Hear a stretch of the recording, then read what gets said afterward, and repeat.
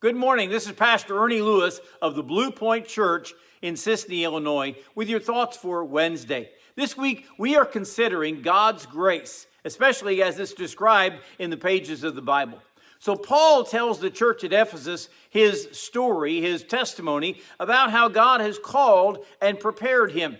He says in Ephesians 3 and verse 7, his promise in Christ is through the gospel, of which I became a minister according to the gift of the grace of God given to me by the effective working of his power. You see, Paul begins this discourse talking about the gospel of Christ.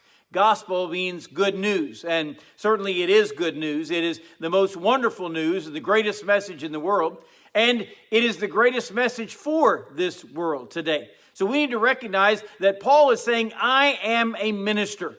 Now, minister also means servant, but actually in the context of the Bible, it usually means a pastor or clergy, even a teacher, someone who is caring for others, or someone who is called to prophesy, even to proclaim the good news, which is what Paul is doing here.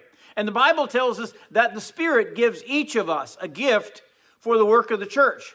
You find them listed in Romans chapter 12 and 1 Corinthians chapter 12. They give gifts like prophets and teachers and encouragers and givers. The definition of grace here is about God's generosity, his gift giving. So what has God graced you with for the work of the church? He reminds us that all of this comes by the effective workings of his power. I like that word effective there. It means he's successful. He is producing the intended result in us, and that's what God does. We know God's Spirit is at work in us every day. He is drawing us closer to God by his word or by our conscience. He is preparing us for a place in a ministry that he has placed us in. So what kind of ability or what kind of gift is God given you? What kind of great ministry is he preparing? Maybe God has placed you in a position to be used of him.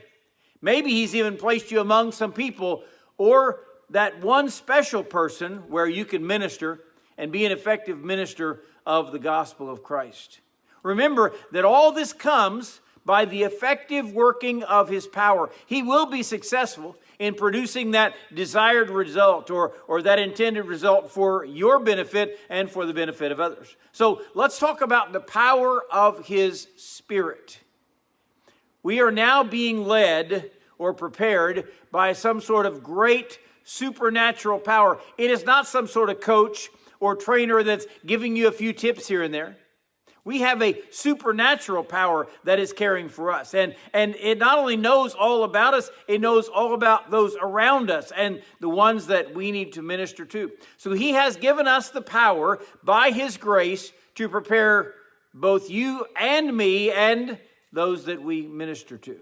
Don't you just love the way that God not only knows our greatest needs, he has the power to supply those needs in us and to supply others' needs through us. That is God's grace.